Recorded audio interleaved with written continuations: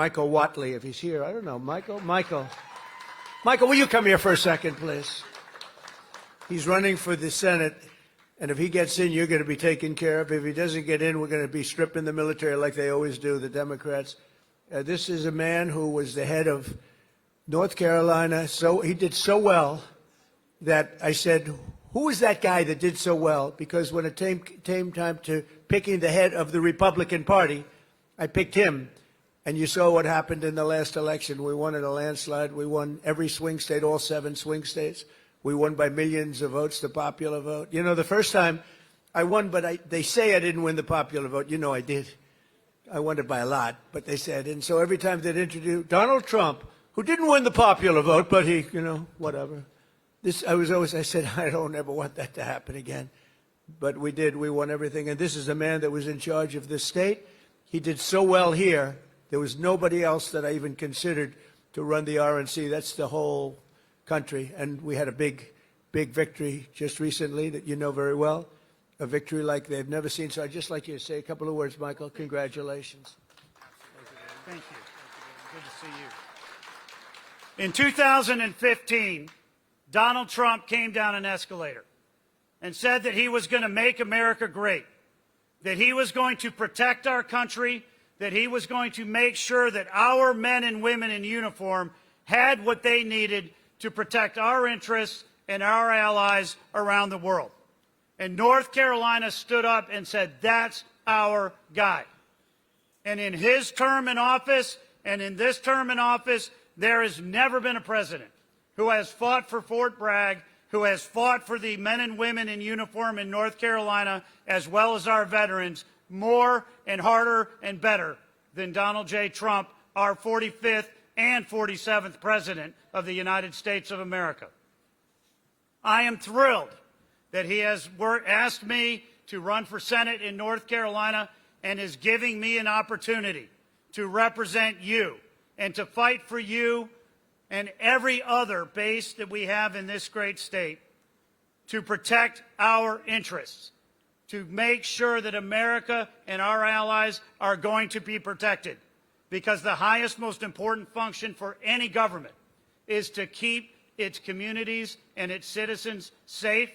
And we have the best president right now to do that. And I am honored to be with him today. Thank you. Thank you, Michael. Thank you. And the word is he's doing really well. But when I heard they were taking the name Fort Bragg off, I said, no, they're kidding. They're not going to do it. They did. They took the name off. We got it back very quickly. But they took it off. And if we don't win the midterms, they'll take it off again. They'll take it off again. You can't let that happen. And this man is exceptional, I'll tell you right now. So with the help of everyone in this room, America is the strongest military on the face of the earth. We rebuilt it. We really did. We rebuilt it in my first term. We had a great first term. We had the best economy in history, but this is blowing it away. But we had a great economy in the first term. We did everything, but we really created a tremendous military. Now, some of it was given away, actually a lot, but small compared to what we did to Afghanistan. You remember that, where they left all the military equipment behind? We wouldn't have left anything. We would get out with dignity and strength, respect. We looked like we were running. We don't run from anybody. That was a Biden embarrassment. What a terrible president. But we came back and we already have rebuilt our military to stronger than it was even then. And we don't leave equipment behind. We don't leave jets behind. I said, why do you leave those jets behind? Sir, I thought it was cheaper to leave it behind. You know, $150 million plane. All they had to do is put a little jet fuel in there and fly it to wherever they want to fly it. These people were the worst. We can't let it happen again. Our military, if the Democrats get in, will be severely misserved. But we rebuilt it in my first term, and now we're making it stronger and bigger and better than ever before. The recruiting is through the roof. You know that. After years of recruiting shortfalls, as an example, new enlistments have soared to record highs. We had, a year and a half ago, nobody wanted to join the military. They didn't want to join the Army. You know that. It was like terrible. They didn't want to join the Army, the Navy, the Air Force, the Marines, the Coast Guard, or my beloved, how about that, Space Force. Do we like Space Force? It's turning out to be very important. but they tried to end that, and actually the military refused to allow that to happen. But you couldn't get people to join. And as soon as we won the election, that election took place on November 5th. From November 5th on, it was like a miracle. Now we have waiting lists for every branch of the military, waiting lists of people to get in. In other words, your jobs are wanted by everybody. And isn't that a better feeling? I'm looking at the smiling faces. We've got a lot of smiling faces. You should be smiling. Last year, the Navy and Air Force and Space Force all surpassed their recruiting goals by 5 months early, and the numbers are through the roof. In fact, it'd be a very good time to expand. It's a good time to expand. But the Army did even better than the others, and you shattered your annual recruitment by almost 5 months and lots of days. But more importantly, the number and the quality of recruit has never been higher. This year, the Army is beating its recruitment goal by 116%. And I'm very proud of that. I was very embarrassed for a period of years as I watched how badly this country was run, standing outside and hearing constantly that we couldn't get people to join our great forces. We ended the scourge of political correctness in our military. We renamed the Department of Defense to the Department of War. Think of it. We won World War I. We won everything. World War II. And everything before, during, and a little bit after, except we fought a little bit differently. We fought to be politically correct. We were a politically correct force with the presidents. But now we have a real force, and you see that with what we did in Iran with the B-2 bombers. A lot of you were involved in that. And what we did recently in Venezuela, nobody ever saw anything like that happen. A Venezuelan general who was on the site, but he moved out fast enough that he lived, because most of them didn't. But he was on the site. He said, we were totally prepared. We saw the planes coming. We saw everything coming. They're a good, strong force. And he said, we got hit like nobody's. They were hit from 17 different directions. They said, there's never been anything like that. It was over in like literally a minute. Everybody was running for the hills. And that's what we have. We have the strongest military in the world by far. We have the best equipment. We have the greatest people, soldiers. We brought back merit as the sole consideration for advancement and promotion in our military. We won the Supreme Court case, shockingly in that case. It took courage to come up with that decision. It's based on merit. Now you want to get into a college, it's based on merit. It's not based on anything else. You want to get into the military, you got to have a little muscle. You got to be strong, like these people here. It's like you're like central casting. I'm looking at all these beautiful-looking people, but you have to be a certain type to do well. And we were taking anybody that wanted to get in because we wanted to be politically correct. No, it's based on merit now. You get into the military based on merit. And other places also based on merit. There might be advantages to other people in other fields. But this is all based on merit. As long as I'm president, we will be the best led, the best trained, the best equipped, the most disciplined, and the most elite fighting force the world has ever seen. That's what we've turned out to be, and everybody knows it. They all know it. Every country knows it. I speak to all of them. They know exactly what they would be up against. Hopefully we'll never have to test them.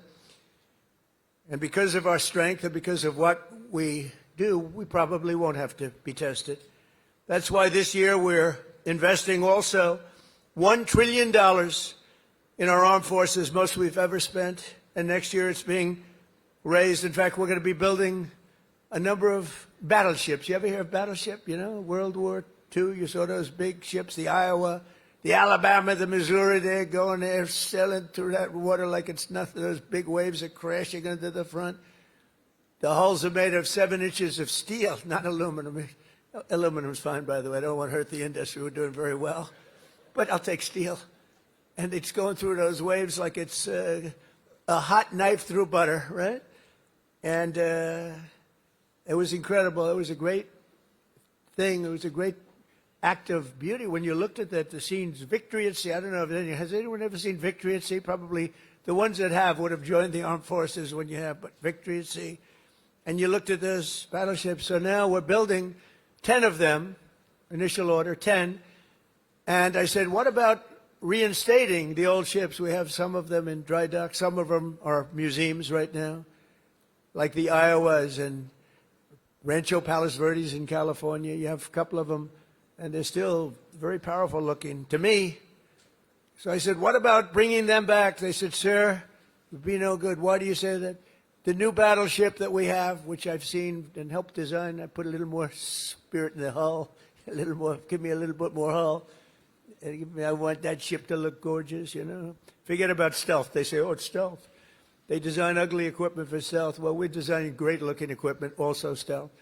But I said, well, what about bringing them back? Sir, the new ships, the new battleships that we have almost very soon under construction will be, listen to this, 100 times more powerful than the ships that we got to see in the 1940s. Think of that, 100 times more powerful. We need that. This way nobody messes with us, right? We need it. For every service member in our military, this historic investment also includes a well-deserved, across-the-board pay raise, not including 1776.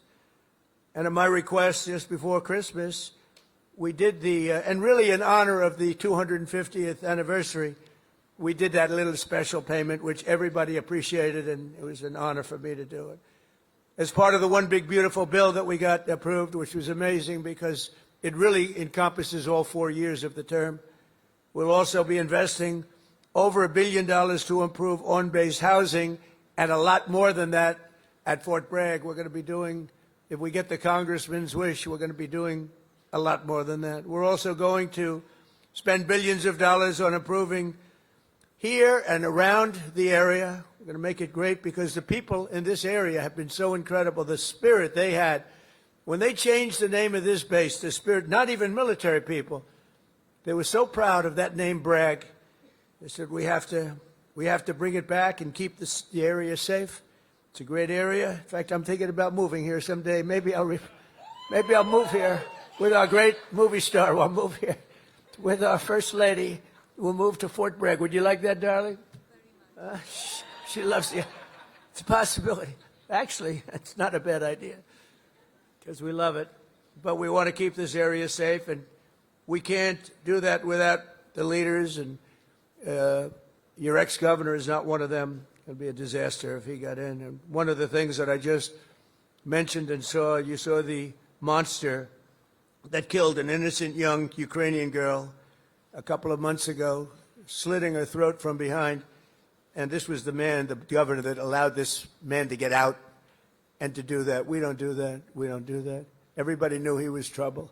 Many, many crimes. One of the worst pasts I've ever seen. And she sat down. She had her throat slit. And that's not going to happen with Michael Watley, that I can tell you. So I just want to tell you it's very important because our military has to be protected. Our people have to be protected.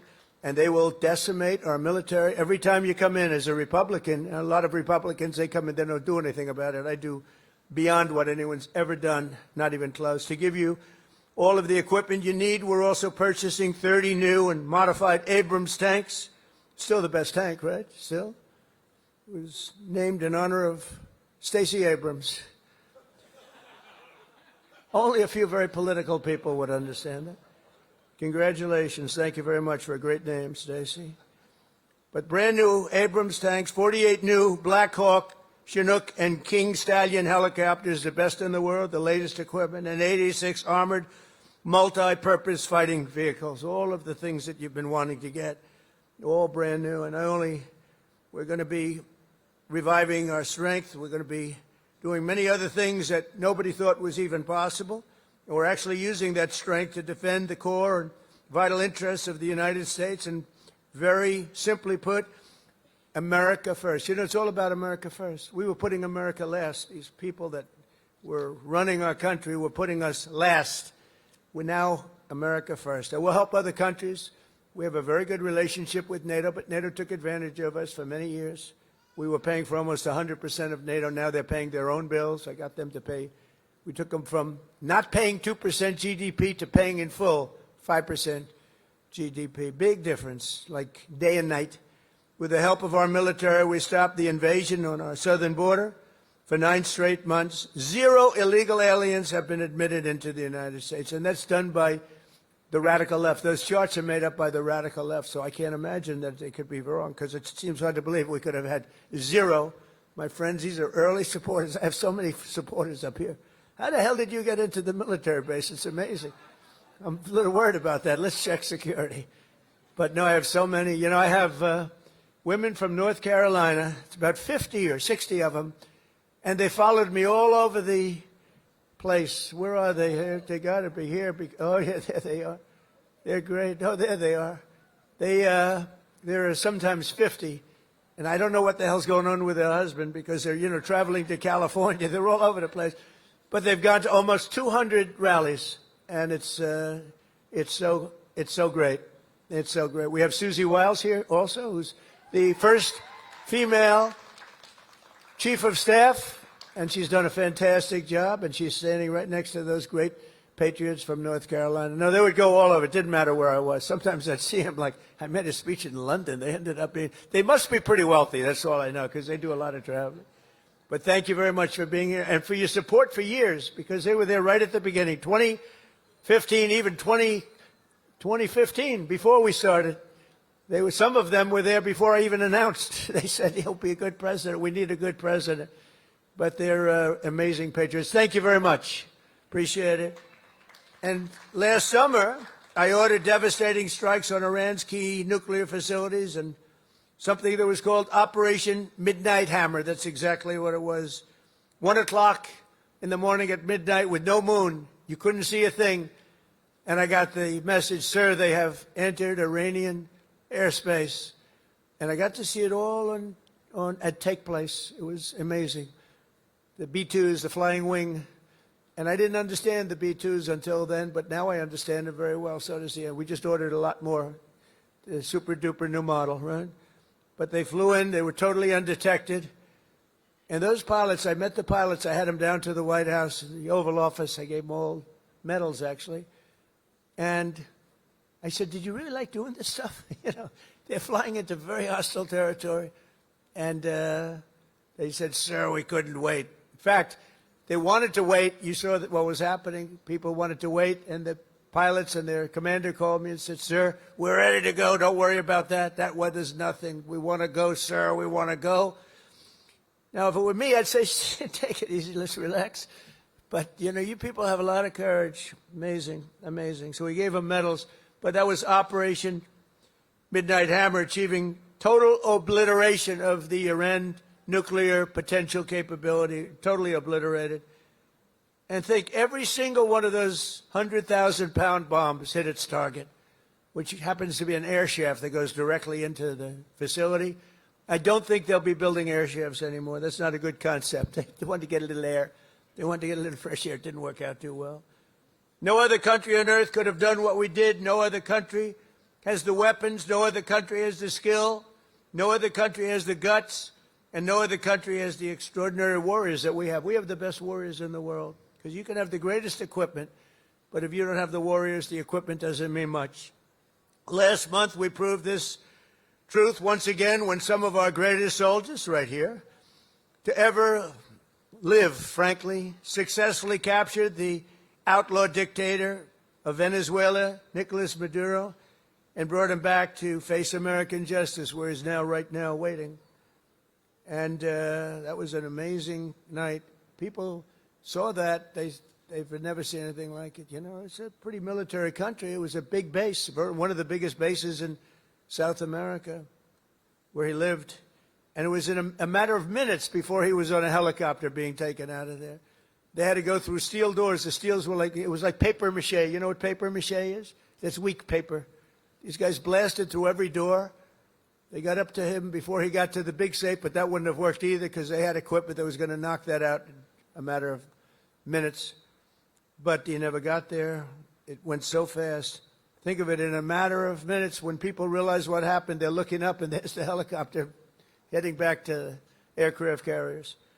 So that night, the entire world saw what the full military might of the U.S. military is capable of. That was a unbelievable operation, but that was a smaller operation. But it was so precise, so incredible. Nobody thought a thing like that could happen.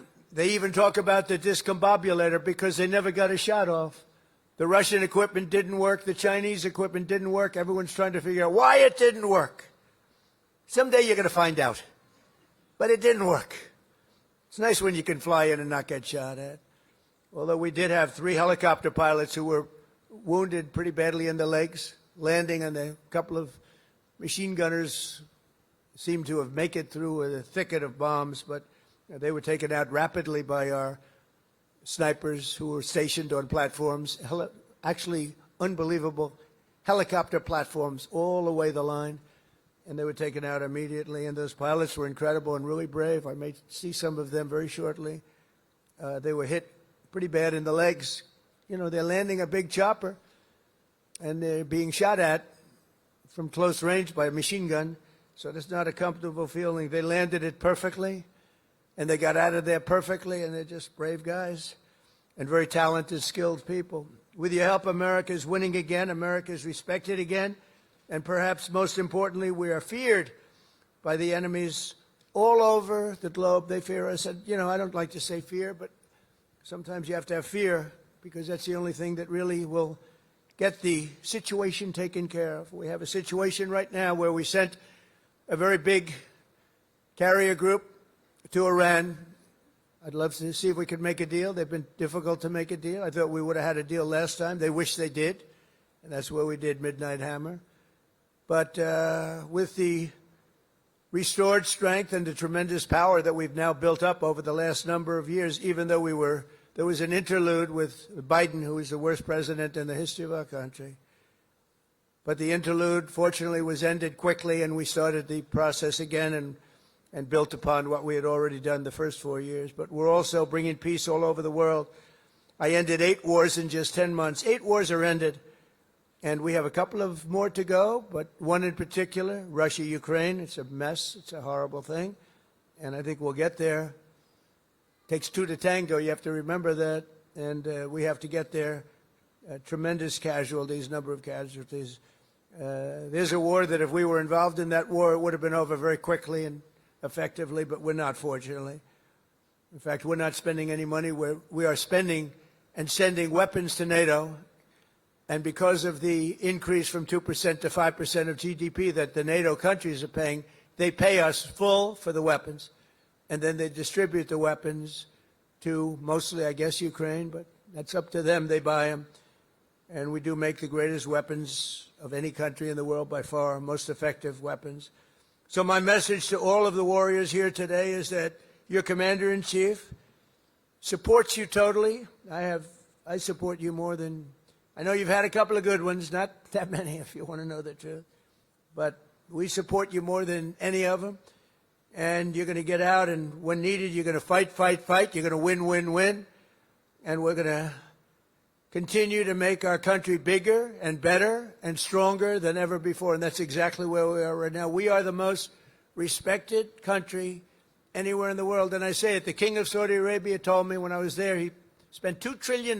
We have $18 trillion being invested right now in our country from other companies and countries all over the world.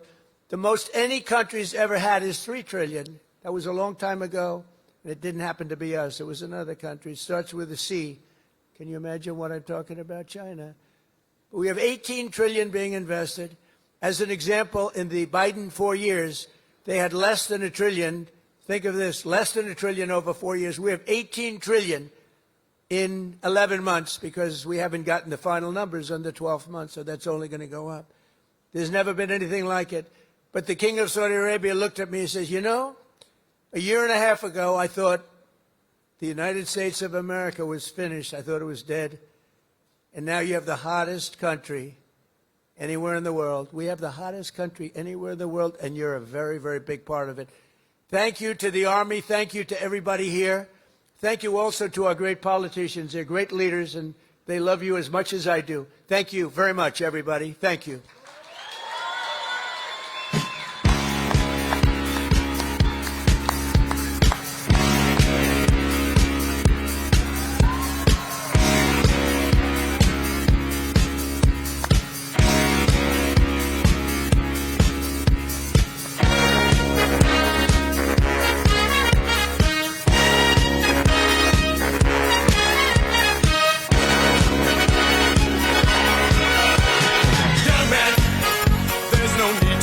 down. I said, young man, pick yourself off the ground. I said, young man, cause you're in a new town. There's no need to be unhappy, young man. There's a place you can go. I said, young man, when you're short.